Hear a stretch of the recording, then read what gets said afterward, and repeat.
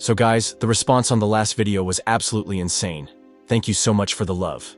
And as promised, today's video dives deep into Muzan's true form. Yes, the Michael Jackson-looking Demon King, and how someone so insanely powerful still ended up being cornered and killed like a trapped rat by the Demon Slayers. But trust me, it wasn't that easy. Wondering why? How? Then keep watching.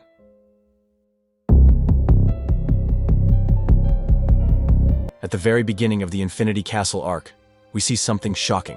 Muzan, who had remained hidden from the Demon Slayers for centuries, finally shows up right in front of their leader, Kaguya Ubuyashiki. Now, Ubuyashiki's family has always had a special gift. They could sense and even predict parts of the future. So Kaguya already knew this meeting with Muzan was coming. During their conversation, we learned something major. Muzan and Ubuyashiki actually share the same bloodline. That's right, Muzan was born from the same family, and that's why, for generations, the Ubuyashiki clan had made it their mission to destroy him. They believed they were responsible for creating the monster, so it was their duty to end him. Muzan, of course, makes his intentions crystal clear. He's going to find Nezuko, no matter what. And once he does, nothing will stop him. Just as he's about to kill Ubuyashiki, we see the Hashiras racing toward the mansion, including Tanjiro. But before they can get there, they see the mansion engulfed in flames, and Tanjiro can even smell the explosion. And Muzan is stunned. Because not only did Ubuyashiki sacrifice himself, he sacrificed his wife and children too. Muzan expected some plan, but not something this massive. Still, he wasn't worried. His regeneration is on another level. To put it in perspective, his healing is 5 to 10 times faster than Akaza's, and we'll see proof of that later in the video. But before Muzan can regenerate, something wild happens. A demon art immobilizes him completely. He's paralyzed, unable to move. These weren't ordinary needles. They burrowed deep into his muscles and spread like roots. Then we see Tamayo, with her hand buried inside Muzan's body. We'll talk about why later. But in that moment, Muzan is stunned. What is she doing here? What has she done to me? And Tamayo, knowing exactly what he's thinking, says the words that shake Muzan. So, how's the drug that turns demons into humans working for you? Muzan is rattled, but then, strangely, he starts laughing. He begins absorbing Tamayo, thinking he's won. But that's when Gyome, the stone Hashira, enters, and with one single strike, blows Muzan's head apart. Right after that, we see a flashback between Gyome and Ubuyashiki. Kaguya had asked him to act as bait, to destroy Muzan. He couldn't ask the younger Hashiras for something this heavy. And here's another bombshell. Muzan couldn't be killed like other demons, not just by cutting his head off. The only real way to kill him was the sun. Gyome sees Muzan's insane regeneration and immediately understands. This is not like any demon they've faced before. Even after explosions, demon arts, and brutal attacks, Muzan is still standing strong. And now, their mission is clear. Hold him off until sunrise. Muzan tries using his blood demon art on Gyome, but he easily nullifies it. Soon, the other Hashiras arrive, and Gyome is finally relieved. Together, they can trap Muzan here. He shouts to them, "This is him, Kibutsuji Muzan." The rage in their eyes says it all. This is their first time seeing the Demon King in person. Well, except Tanjiro. He's seen him before. They all launch a combined attack using their breathing techniques, but Muzan just laughs. Suddenly, strange portals open beneath their feet, separating all the Slayers. As he vanishes, Muzan mocks them. "You fools really thought you could kill me that easily? Tonight, I'll end this pathetic game of yours." After this, Muzan traps himself inside a cocoon, absorbing Tamayo and trying to neutralize her medicine. Meanwhile, Tanjiro and Giyu face off against Akaza. I've already explained that epic fight in another video. Check it out if you haven't. Elsewhere, Shinobu, Inosuke, and Kanao confront Doma, the upper rank 2. Yup, covered that fight too. And finally, Muichiro, Genya, Sanemi, and Gyome take on Kokushibo, the upper moon one. One of the most intense battles in the entire arc, which I've also broken down in detail. There's another fight too, between Zenitsu and Kaigaku. If you want a video on that, just drop a comment and I'll make one for sure. Now, after all these intense battles, the remaining demon slayers who are still in decent condition immediately start heading toward Muzan. But here's the problem. They're already too late. Muzan had revived.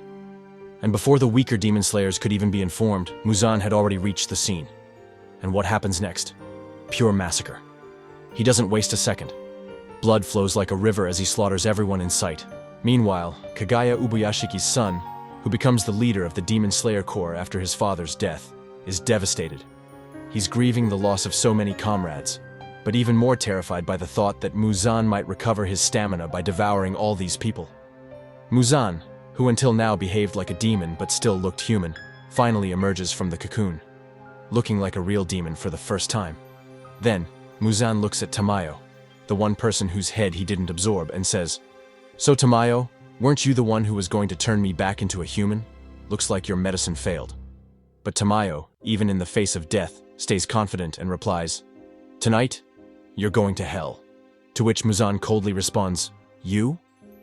You're not the first to say that. Hundreds of people have tried to stop me, none of them succeeded." At this point, it might feel like Tamayo is hopeless, that she gave up her life for nothing, that she couldn't stop Muzan. But that's not true, and you'll soon find out why. Muzan kills Tamayo shortly after. Her assistant, Yushiro, senses it immediately, and the rage that fills him is something fierce. Cut to the next panel. Muzan's rampage is far from over. He's tearing through every opponent in sight, as if he's had enough of this cat-and-mouse game. He decides, tonight he's ending the Demon Slayer Corps for good. All the remaining players are alerted. Muzan has revived, and they must head to him immediately. Upon hearing this, Mist Hashira Muichiro and Serpent Hashira Obanai feel devastated. Nakimi's blood demon art has them completely trapped. They can't fight, they can't escape, and while they're stuck, countless others have already sacrificed their lives. They're torn. Should they even try to escape and help now? Suddenly, a hand grabs Muichiro from behind. Cut to the next scene. Muzan stands surrounded by corpses, and finally, Tanjiro and Giyu reach him. As soon as Tanjiro sees Muzan's face, memories flood back. Everything he lost because of this one man, his family, his friends. His eyes blaze with rage. He looks just like Sanemi in that moment, burning with pure anger. Giyu tells Tanjiro to stay calm, but you can tell, he's just as furious. Muzan took something from him too. Muzan looks at them both and casually says, "I'm tired of this. You people never leave me alone. Honestly, you should be grateful you're still alive." Tanjiro and Giyu are stunned, like, what is this man even saying? Muzan continues, "So your family's died. So what?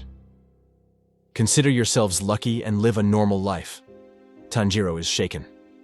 "Do you even realize what you're saying?" Muzan smirks and replies, "Think of me like a natural disaster. A volcanic eruption, an earthquake. Do you seek revenge against those? No, right? Just like them, you can't stop me. You can't bring anyone back. So why not just accept it and live your lives? I'm done with this hide and seek. I'm ending it all tonight." Hearing this, Tanjiro looks him dead in the eyes and says, "You are a being that should not exist." And the fight begins. Muzan's arms transform into something monstrous, like razor-sharp belts with deadly range and insane speed. Tanjiro and Giyu are barely managing to dodge them. Still, Tanjiro keeps trying to close the distance. He gets so close, it looks like he might actually land a hit. But one look at Muzan's face tells you, this was all part of his plan. He strikes Tanjiro's eye with brutal precision. Tanjiro's mind reels. What? I got hit? Before he can recover, Muzan launches another attack. One Giyu barely blocks in time, pulling Tanjiro back and warning him, "There's no need to rush." Muzan can't be compared to the upper moons. Muzan then asks them, "You're trying to stall for time, aren't you? Hoping to drag me out into the sunlight?" And then he laughs. "That's pointless. Sunlight won't reach here. And what can just 3 Hashira do against me?" Tanjiro and Giyu are shocked. 3? Muzan continues. "Yes. The Hashira in the striped haori and the woman pillar. They're already dead. Their bodies were lying before Nakimi." After that, we see the brutal toll Muzan's continuous attacks have taken on both Giyu and Tanjiro. They're both severely injured, especially Tanjiro, who's struggling the most since he's already lost an eye. Dodging Muzan's relentless strikes is becoming nearly impossible for him. At one point, he even crashes into a wall and looks like he's just seconds away from death. But of course, as the protagonist, death can't touch him that easily. And just then, boom, a surprise entry. Mitsuri appears on the scene. Muzan is stunned. After all, he had seen Mitsuri's dead body with his own eyes. But she's right there, very much alive, and she doesn't waste a second. Using the shock factor to her advantage, she launches an immediate attack on Muzan. But her blade doesn't even graze him. Mitsuri is shaken. It's the first time her sword has failed her like this. Meanwhile, Obanai jumps in, shielding Tanjiro from Muzan's deadly blows. Seeing both Mitsuri and Obanai alive, Muzan is visibly rattled. He had personally seen them dead. How could they still be standing? He turns to Nakime, asking what's going on. But there's no reply. Because Nakime is no longer in control. Tamayo's assistant, Yushiro, is manipulating her powers from behind the scenes. And through Nakime's own mouth, Yushiro delivers a chilling message. What am I doing? I'm manipulating this woman's vision. Because Muzan, your biggest mistake wasn't just any mistake. It was taking Tamayo-sama from me. Now you'll pay for it. I'll drag you out of this fortress and into the light. We then get a flashback to the moment when Mitsuri was pulled back from the brink. It was Yushiro who saved her. I may be a demon, he told her, but I'm on your side. I'll take care of the Biwa woman, Nakime. All you need to do is act clueless and keep distracting her. And he did exactly that. Yushiro successfully took control over Nakime.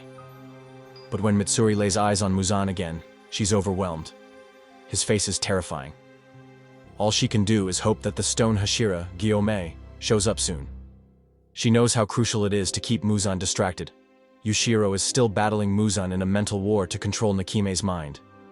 The fight between Yushiro and Muzan causes Nakime's castle to go haywire. Walls shift randomly, entire blocks start shaking. The demon slayers can't get a clean hit on Muzan amidst the chaos. Worse, Muzan starts absorbing Yushiro's essence through Nakime, and both are locked in a power struggle. Just when it looks like Yushiro is losing, Giyu and Obanai launch a coordinated attack on Muzan, giving Yushiro enough time to regain control. But then Muzan does the unthinkable. He kills Nakime. Still, Yushiro salvages what he can from her remains, using the leftover cells to try and lift the entire castle up to the surface. And it works. Suddenly, the demon slayers realize the building is breaking through to the ground above. Muzan sees this distraction and tries to take out Mitsuri. His attack nearly succeeds, almost. But thanks to Tanjiro and Obanai, she survives. Then comes one of the most intense transitions. Castle walls break open. The entire fortress erupts through the ground, carrying everyone into the open. We're taken to the Demon Slayer headquarters, where the current leader anxiously asks, "How long until sunrise?" The answer, 1.5 hours. That shakes everyone to the core, because holding off this version of Muzan for 90 minutes feels impossible. But Muzan isn't done. As if his hands weren't dangerous enough, he sprouts multiple tentacles from his back and dares them all. "Try to stop me till sunrise if you can." Right after that, the battle explodes into action. Giyu, Obanai, and Mitsuri fight with everything they've got. Obanai even manages to land a strike on Muzan. A first. But Muzan regenerates so fast, it's like the blade passed through air. He's leagues above every upper moon in terms of regenerative power, and this confirms it. The trio is left speechless. How do you defeat someone like that? Then Muzan attacks again, targeting all 3 Hashiras. But other demon slayers rush in, using their bodies as human shields to protect them. Within seconds, Muzan unleashes chaos. Tanjiro, still determined to fight, tries to move forward, but suddenly coughs up blood. Muzan, showing no mercy, mocks the Hashiras, saying, "This is what your fate looks like." Tanjiro's already finished. Cut to another scene. Nezuko. Her deceased father appears in a dream, trying to wake her up. Tanjiro is in danger, and he knows she's the only one who can help. Nezuko jolts awake and instantly starts running. Everyone around her is shocked. The current leader is confused and concerned. Is Muzan manipulating her? Has she truly turned human? He's just about to give the order to stop her, when suddenly a hand rests on his shoulder, and a familiar voice says, "Let her go. Everything will be okay." It's Nezuko's father's voice, and here's the wildest part. Nezuko doesn't even know where Tanjiro is, but her father is showing her the way. Right after this, we see Tanjiro in a really serious condition. But the problem is, none of the Hashira can help him, because they're all busy dealing with Muzan. And forget about helping. These 3 are struggling just to dodge or even block Muzan's attacks. Amid all this chaos, Mitsuri suddenly collapses to the ground, likely due to a sprained ankle. Muzan's next attack is heading straight for her, and it looks like it's game over for her. But just in time, the strongest Hashira, Gyomei, steps in and saves Mitsuri, apologizing with a "Sorry I'm late." Seeing him there, everyone's hope is reignited. Almost immediately after that, Muzan's body is sliced in 2, and that's not just anyone's blade, it's the Wind Hashira, Sanemi's sword. But of course, Muzan isn't fazed by this. He tries to weaken Muzan through fire, making it clear that he won't back down, no matter what it takes. After this, Giyu orders a fellow demon slayer to go and save Tanjiro. Tanjiro's condition has worsened drastically. He's literally vomiting blood non-stop. Tanjiro was completely unconscious and in terrible condition. But strangely, he suddenly found himself in a place that looked like his home. But not exactly. It felt familiar, yet unfamiliar. He was chopping wood, and beside him stood a little girl calling him Dad. Confused, Tanjiro looked around, wondering, who is this child? The girl pointed toward someone, and that someone was none other than Yoriichi. He looked devastated. The very next moment, we're brought back to Tanjiro's real-world condition. He's barely alive, and his friend Murata is desperately trying to help him, though he has no idea what to do. Then, another demon slayer appears and suggests taking Tanjiro to Yushiro, Tamayo's assistant. That's when Tanjiro begins to experience his inherited memories again. Yes, those same inherited memories we've seen in the current season. In this vision, Yoriichi quietly says he had always wished for someone who could truly understand him. And just then, he sees the face of Tanjiro's ancestor. Meanwhile, Tanjiro starts hoping he'll finally learn the truth about the 13th form, the one Rengoku's brother had mentioned in that letter, though the letter gave no real explanation. Maybe now he'll get the answers he's been searching for. Suddenly, Tanjiro blurts out, "It's been 2 years. I'm glad you're doing well." And he's shocked. He didn't mean to say it. It just came out. Of course, these are inherited memories, almost like a recording of the past, and he was simply caught in the flow. Yoriichi is touched, realizing the family he once saved has lived a happy life. And then, Yoriichi's backstory begins. I still remember the first time I heard it. Man, it hit me hard. I'm sure it hit you too. But Yoriichi's story is deeply connected with Kokushibo and Muzan. I'll be covering their full story in an upcoming video, so make sure you're subscribed if you're interested. Now back to Muzan. His attacks were becoming more intense and ferocious. Just look at this one panel and you'll realize the destruction he was causing single-handedly. Even 5 Hashiras were struggling to block or dodge his moves. Take Mitsuri, for example. She couldn't even see his attacks. She was purely relying on luck and instinct to dodge them. At one point, she even considered sacrificing herself, unsure if it would even help in defeating Muzan. Still, despite all that, Mitsuri makes a move, trying to launch a sneak attack from behind. But just as she's about to act, Muzan lands a brutal blow, heavily injuring her. The attack was so swift and sharp that even Giyu couldn't understand what just happened. Obanai rushes in and catches Mitsuri, pulling her to safety, while the other 3 Hashiras continue trying to hold Muzan back. Despite her injuries, Mitsuri insists that she can still fight, but Obanai gently urges her to stop and tells the nearby demon slayers to take her to Yushiro. As Obanai turns back to the battlefield, Mitsuri, holding back tears, pleads, "Please don't die." She doesn't want to lose anyone else. And as Obanai walks away, he wonders, if demons never existed, how many people would still be alive? Would he and Mitsuri have met under different, peaceful circumstances? Then, for the first time, we see Obanai remove the bandage from his face, revealing the deep scar he always kept hidden. His backstory is revealed too, but we'll save that for another video. Just know this. Obanai was willing to give his life to defeat Muzan. He wanted to purify his tainted blood, no matter the cost. Meanwhile, we see several Demon Slayer assistants uncover a cat trapped under the rubble. But as soon as they free it, the cat sprints off. That cat isn't just any cat, it's Tamayo's, and it plays a crucial role in defeating Muzan. Back on the battlefield, Muzan is surprisingly impressed by Obanai's techniques. Out of all the Slayers, Obanai was the only one truly disrupting Muzan's regeneration. But even then, the time he was buying was microscopic, barely enough to blink. And then we see that same devastating attack Muzan used on Mitsuri. Obanai struggles to withstand the suction force it generates. It's draining all his stamina. Every single second they buy for sunrise is costing them their lives. In one brutal moment, Giyu loses grip on his sword, his strength failing because of Muzan's poisoned blood. But Obanai and Sanemi manage to return the sword to him mid-battle through a coordinated attack. Giyu's face says it all, a silent, grateful thank you. And just like that, the battle kept intensifying. Muzan had absolutely no intention of stopping, but the Hashira, the strongest demon slayers, were giving it everything they had just to hold him back. Even Muzan could feel it. These Hashira had managed to restrain him far longer than he had expected. Still, he remained calm. In his mind, there were more than 40 minutes left until sunrise, and he was confident that breaking down their bodies wouldn't take more than 5. Honestly, Muzan even felt a bit of pity for them. After all that effort, they were still going to die. And the worst part? The Hashira knew it too. They realized they might not last until sunrise. Obanai was in the worst condition. His shorter height caused the poison to circulate through his body even faster. Just when things seemed completely hopeless, bam!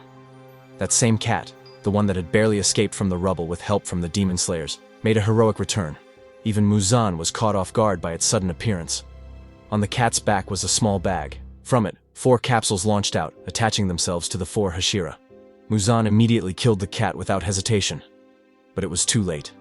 The cat had already done its job, temporarily stopping the spread of the poison in the Hashira's bodies. The effect was almost instant. The Hashira felt a second wind, their energy returning. They could now fight with full strength again. Muzan immediately realized who was behind this trick, Tamayo. Even after her death, her plans were still interfering with him. But this was just the beginning. Tamayo had one last strike planned, one that would shake Muzan to his core. Furious at the setback, Muzan ramped up his attacks. What were earlier calculated strikes now turned into relentless onslaughts, making it almost impossible for the Hashira to defend themselves. We then see Obanai, frustrated, disheartened. He felt he had contributed the least to this fight. While Mitsuri and the others had taken on the deadly upper moons, he had been stuck fighting a lesser threat. Then he remembered Tokito. Barely alive, yet gripping his blade so tightly that it began to glow red. Obanai realized something. When a creature is truly standing between life and death, that's when its true power awakens. Fueled by that thought, Obanai pushed himself beyond his limits. And suddenly, his Demon Slayer mark appeared. Not only that, but his blade started glowing a brilliant red. It shone so brightly, he thought he was losing vision due to oxygen loss. He froze, overwhelmed. Muzan noticed this moment of hesitation and launched a double attack at Obanai. Sanemi tried warning him, but Obanai remained frozen. Giyu rushed in to save him, but it was too late. Muzan's attack had already reached him. But wait, I never said the attack landed.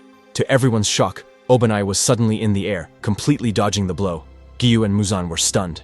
Then Muzan's hand fell off. He couldn't believe it. How? He thought. Obanai's blade doesn't cut like this. Sanemi only supports. Giyu's blade, even if it shines, shouldn't be able to reach me like that. While he was still processing that, his other hand was sliced off too. And when he looked closely at the wounds, he realized something. They weren't clean cuts. These were from dull blades, the kind that shouldn't be able to harm him. That's when it hit him. They're here, he whispered internally. He couldn't see them, but he could feel their presence. Zenitsu, Inosuke, and Kanao, Tamayo's final trump card. Thanks to her technique, they had concealed their presence, becoming nearly invisible. Muzan knew the technique's flaw, though. Any movement, even slight, would expose them. Using those tiny clues, he figured out there were 3 enemies nearby and launched an attack at their locations. And yes, he was right. It was them. Zenitsu, Inosuke, and Kanao. When Giyu saw them, even he was shocked. "You guys are alive?" he asked. To which Inosuke proudly declared, "No one can kill me. Got it?" Their invisibility was thanks to paper charms, a technique they used perfectly. But in the middle of this exchange, Muzan's attention wavered. And that's exactly what Obanai had been waiting for. Without hesitation, he struck, severing both of Muzan's arms once again.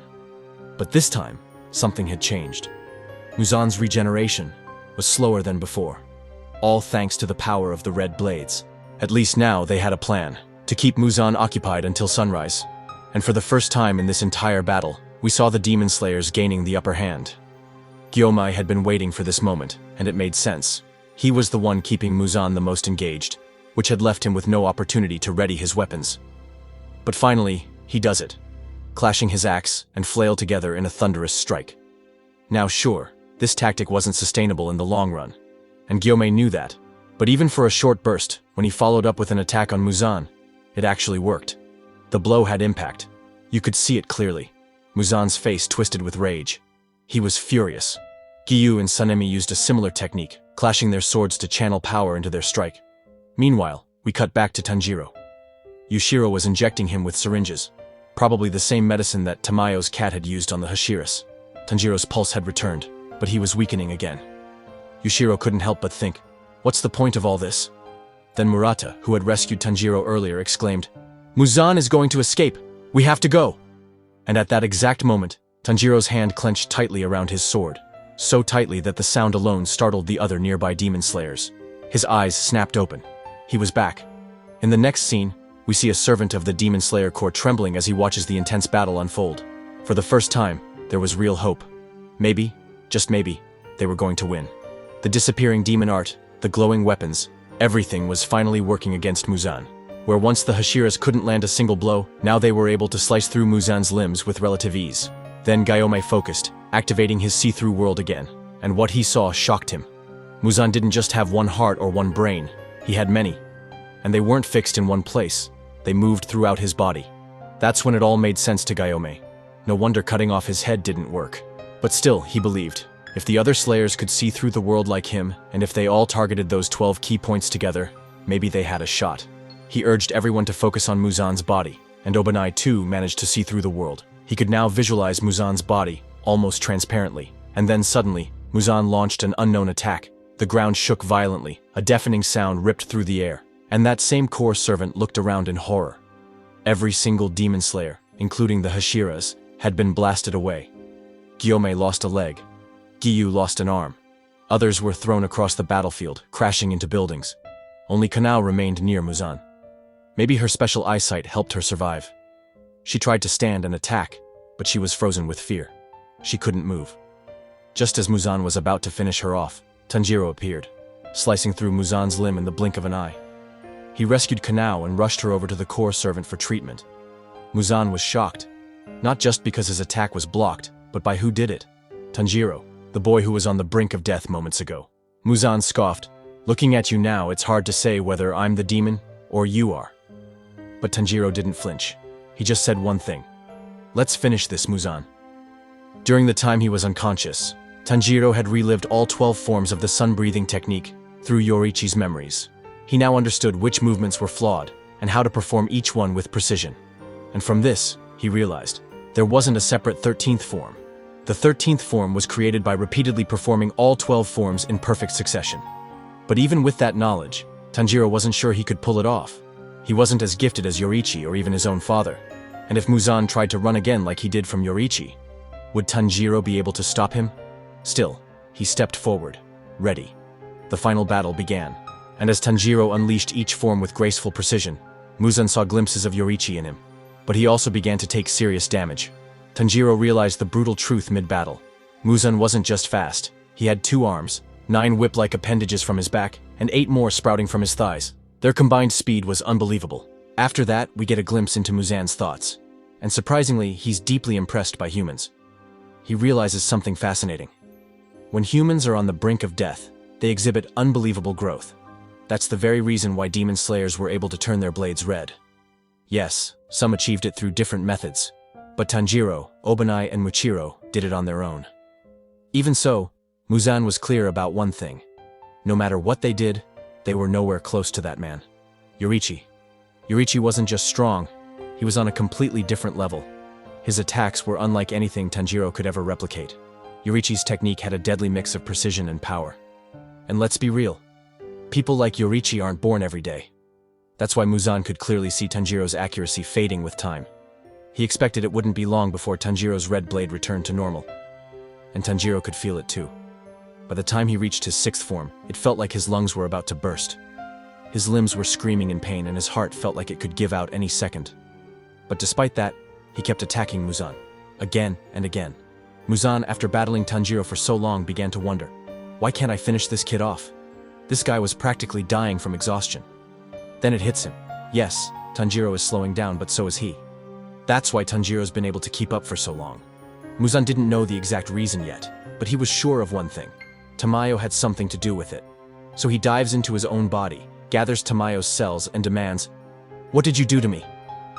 Tamayo, with a devilish smile, replies, "Why don't you use your brain cells and figure it out yourself?" And when Muzan does, he's shaken to the core. Alongside the drug that could turn demons human, there was another one, an aging drug. It was accelerating his age by 50 years per minute. Muzan's world turns upside down. Suddenly it all makes sense. Why his body feels so weak after fighting the Hashiras and Tanjiro. The drug had been working for hours, which meant Muzan had already aged over 9,000 years. That's when he notices. His hair, which once turned black again, is now staying white. The drug was taking effect faster than he imagined. He tries to push Tanjiro away to buy himself time, but he can't. And right around this moment, Tanjiro completes all 12 forms. Now all he needs to do is repeat them, with more speed and more accuracy. Meanwhile, we see Yushiro and some members of the Demon Slayer Corps trying to provide medical treatment to the injured Hashiras. especially Gyomei, because if anything happened to him, Tanjiro couldn't handle Muzan alone. And Yushiro knew that well. We cut back to the fight. Tanjiro is doing his best, dodging, striking, surviving. But the lack of oxygen starts affecting his vision. He stumbles, nearly collapsing, which at this point would mean death by Muzan's hand. But then, Obanai appears, just in time. He saves Tanjiro from a fatal blow, and Muzan, shocked, yells, "You death-defying bastard!" Tanjiro opens his eyes, only to realize Obanai's eyes are completely damaged. He can't see at all. Tanjiro blames himself, but Obanai simply says, "It already happened." Still, he's calm, because he has his snake. The snake is literally predicting Muzan's attacks so precisely, Muzan can't even land a hit. And that stuns Muzan. A snake is keeping up with him? Now we get to witness Tanjiro and Obanai's deadly duo in action, overwhelming Muzan. Muzan knows the real reason: the aging drug. Without it, he could have defeated these two exhausted, broken fighters with ease. Yes, Muzan can decompose this drug, just like he did with Tamayo's previous one. But fighting the Demon Slayers has drained his stamina so much, he no longer has the time, or the energy. Meanwhile, Tanjiro, still pushing through the fight, is amazed. Even after exhausting him this much, Muzan is still this strong. He looks for an opening in Muzan's attacks, and then something happens. Suddenly, scars begin to appear all over Muzan's body. Tanjiro instantly realizes, these aren't random. This is Yorichi's work. The after effects of Yorichi's strikes still haunt Muzan's body, even centuries later. Muzan has never been able to fully heal from them. To Tanjiro, those scars are proof. They're Muzan's weak spots, and the fact that they're now visible means Muzan is finally weakening. He used to hide them, but now he can't. But since Muzan had already noticed the marks appearing on Tanjiro's body, he was now more alert. Tanjiro knew it wouldn't be easy to strike those weak spots again. That's why he needed Obanai's help. But because of his damaged eyesight, Obanai wasn't able to assist much. Just then, Tanjiro remembers the special papers, those enchanted ones that allowed the people at HQ to monitor the entire battle. Through these, Obanai could also regain some of his vision using his snake. But before Tanjiro could even tell him this, Muzan suddenly starts sprinting, literally running away from the fight. It shocks Tanjiro. I mean, come on. Someone as powerful as Muzan fleeing the battlefield? Anyone would be stunned. However, Obanai wasn't surprised. He knew Muzan wasn't some honorable samurai with pride. Muzan was just a creature, one that only cared about survival.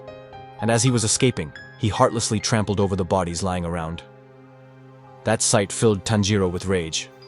He began picking up the swords scattered around and hurling them at Muzan. The distraction worked. Muzan slowed down just enough for Obanai to strike. He drove his blade straight into Muzan's neck. Tanjiro quickly joined the fight again, keeping Muzan engaged long enough to finally hand Obanai those enchanted papers. With the help of his snake, Obanai manages to grab them. Slowly, some of his vision returns.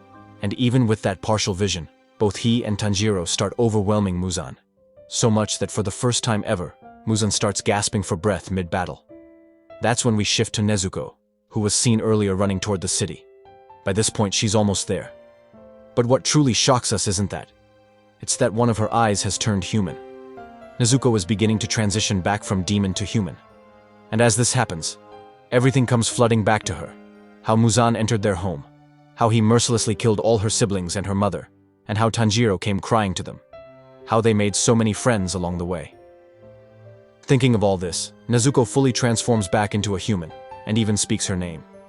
Meanwhile, back on the battlefield, Muzan realizes something terrifying. None of the Hashira he thought he had defeated are actually dead.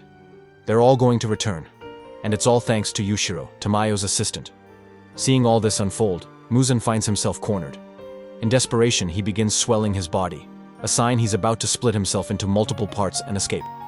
Tanjiro immediately warns Obanai, but even together, they weren't sure if they could stop Muzan once he split. Surprisingly, Muzan can't split. Tanjiro is shocked, but Muzan is even more horrified. In that moment, he realizes it was Tamayo's doing. She hadn't injected him with 2, but 3 drugs, and one of them was preventing him from splitting. But here's the twist. Tamayo didn't stop at 3. She had actually used 4 drugs. I told you in the last part, never underestimate that woman. The 4th drug?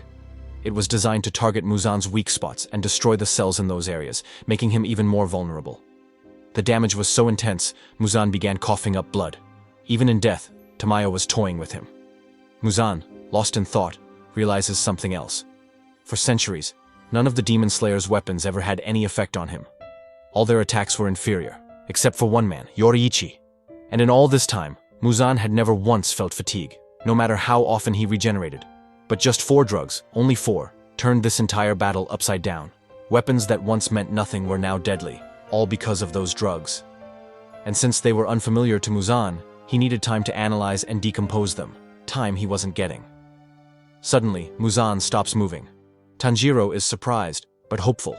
They might just hold him off until sunrise. But Muzan lashes out with a devastating shockwave attack. Tanjiro is thrown far back. Not just physically, but the attack hits his nervous system too. He can't even speak properly. We're then shown the HQ, where they announce that sunrise is just 25 minutes away. Muzan, seeing an opportunity, tries to escape again. But this time, Inosuke steps in to block his path. Muzan tries using that same shockwave attack again, but he can't. He's too exhausted. Inosuke fights to stop him, but even he can't hold Muzan off for long. Just when things couldn't get any worse, Zenitsu arrives at the perfect moment. He says just one thing to Tanjiro. You have to stay alive. You have to go back to your family. But the truth is, holding back Muzan was proving to be nearly impossible for both Zenitsu and Inosuke. Tanjiro wanted to jump in and help them, but he could barely stand, let alone fight. With no other option left, he does something unthinkable. He stabs himself with his own sword, hoping it might disrupt Muzan's blood demon art from spreading further through his body. Then, the scene cuts to the fight. Muzan is in terrible shape, so drained he can't even lift his arms. His own limbs feel unbearably heavy. And yet, even in that brutal condition, Zenitsu and Inosuke are still standing, refusing to give up. And they're not alone anymore. The top 3 strongest Hashiras return to the battlefield. It's chaos. Muzan is being pushed to his limits. Honestly, the way they're beating him down, it's like they've turned the tables entirely. But Zenitsu and Inosuke are running on borrowed time. Their stamina is almost gone. Sensing this, Zenitsu unleashes one final devastating attack, pouring in every last ounce of power he has. It hits Muzan hard, but Zenitsu knows one thing. Unless the strike comes from a red blade, it won't be enough to truly harm him. Inosuke, meanwhile, is barely able to slice Muzan's limbs, because Muzan isn't giving anyone a chance to reach his core body. Then, suddenly, Muzan releases a shockwave attack that temporarily paralyzes Inosuke. With Zenitsu too far away to help, it really looks like this is the end for Inosuke. But just then, Tanjiro makes his move. He jumps back into the fight, immediately launching into every form of sun-breathing he knows. After watching Muzan's shockwave attack, Tanjiro realizes something. Muzan can't use that move repeatedly. Every time he does, it drains his energy. His limbs slow down, and he needs to recover before striking again. So it's a double-edged sword for Muzan. Soon, Zenitsu rejoins the fight, and at last we get to see the main trio, Tanjiro, Zenitsu, and Inosuke, fighting side by side. But they're not all attacking at once. It's like a tag team. When one goes down, another takes his place. One by one, they keep the pressure on Muzan, wearing him down. Watching them, you can really see how far they've come. Their personalities, their fighting styles, their sheer power. They've grown so much. At one point, Tanjiro even manages to corner Muzan, slamming him into a wall. But in doing so, his blade gets stuck in Muzan's body. He's left exposed, vulnerable to attack. That's when Mitsuri shows up. She grabs Muzan's arm and tears it right off. The look on Muzan's face in that moment, priceless. And then Sanemi arrives, slicing off Muzan's other arm. Cornered and desperate, Muzan does something truly horrifying. Possibly the creepiest thing in all of Demon Slayer. He splits his mouth open grotesquely and tries to swallow Tanjiro whole, but Tanjiro doesn't back down. He can't. If he does, Muzan might escape again. And in a selfless act, Obanai steps in, taking Tanjiro's place and sacrificing himself to stop Muzan. After everything, finally, the moment everyone's been waiting for arrives. Sunrise. As the first rays of light break through, Muzan realizes what's about to happen. He's about to die. In a wild panic, he unleashes everything he has. Shockwaves fly out, sending the Hashiras flying. Even Tanjiro loses an arm in the blast. But he doesn't stop. He holds on to Muzan with everything he's got and tries to turn his blade red. It feels impossible. But then Gyu appears. He grabs Tanjiro's sword, and together they ignite it with a blazing red glow. Muzan begins to weaken, and at last, the sunlight hits him. His body starts to burn. Watching it, Tanjiro is filled with emotion. Muzan's end is finally here. But Muzan isn't done yet. Even as he burns, he tries one last trick, shrinking his body, turning into a grotesque baby-like form, and absorbing Tanjiro in the process. Desperate, he starts crawling, searching for shade, any way to survive the sun. But the demon slayers aren't giving up either. Even though the Hashiras are too injured to fight, they do everything they can, using vehicles, raw strength, anything, to push Muzan back into the sunlight. Sanemi slashes off another limb. Gyomei uses his chains to slam Muzan to the ground. But even then, Muzan refuses to turn to dust.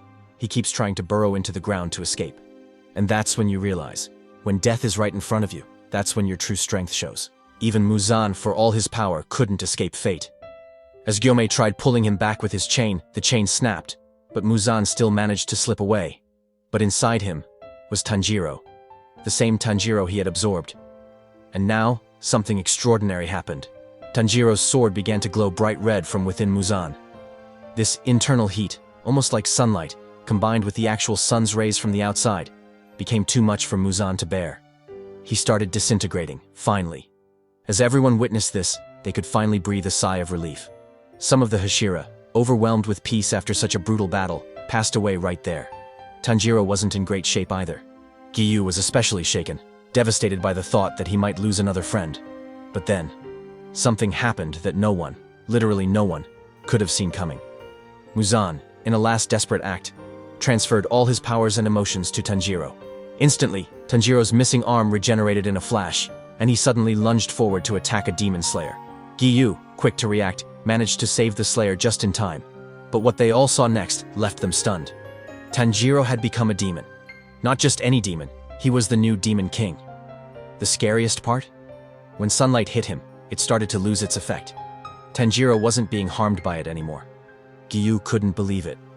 Sunlight was the only surefire way to defeat a demon, and now even that wasn't working. Then came Inosuke. He tried to stop Tanjiro, but his hands trembled. How do you strike the first real friend you ever made? But Tanjiro, completely lost in his demon instincts, didn't hesitate. He attacked Inosuke without a second thought. Just then, Nezuko stepped in, placing herself between the two and embracing Tanjiro, begging him to stop. But her blood had already reached his mouth. He was losing control fast. Nothing was working, not even Nezuko's words. And to make things worse, Tanjiro had access to Muzan's full range of powers, from those whip-like arms to that destructive shockwave attack. He even unleashed a new kind of attack, something like sonic beams, which we'd never seen even from Muzan. As he released them toward the demon slayers, Nezuko jumped in again, managing to deflect the attack just enough to save lives. Even in his rampage, Tanjiro was still protecting Nezuko. She was the only one he didn't hurt. Giyu noticed this. That tiny sliver of control. It meant something. It meant Tanjiro was still fighting deep inside. But how do you stop someone like that? Sunlight wasn't working. They were running out of time. That's when Kanao appeared. She took out a special capsule, something Shinobu had given her for an emergency. It was a medicine, capable of turning demons back into humans. Kanao realized she would have to make a sacrifice. She knew what to do with her remaining eye. As she rushed toward Tanjiro, he lashed out, wounding her badly. But she managed to inject the medicine into him at the last second. Inside Tanjiro's mind, Muzan tried everything to keep control. But that medicine, combined with the blood of Nezuko, which had already turned from demon to human, proved to be too much for him. Tanjiro, after everything, finally regained his senses. And just like that, it was over. Muzan was gone. For good. If you enjoyed this video, make sure to hit that like button. It took a lot of effort to put this together. Honestly, more than I expected. And if you want more stories like this, don't forget to subscribe to the channel.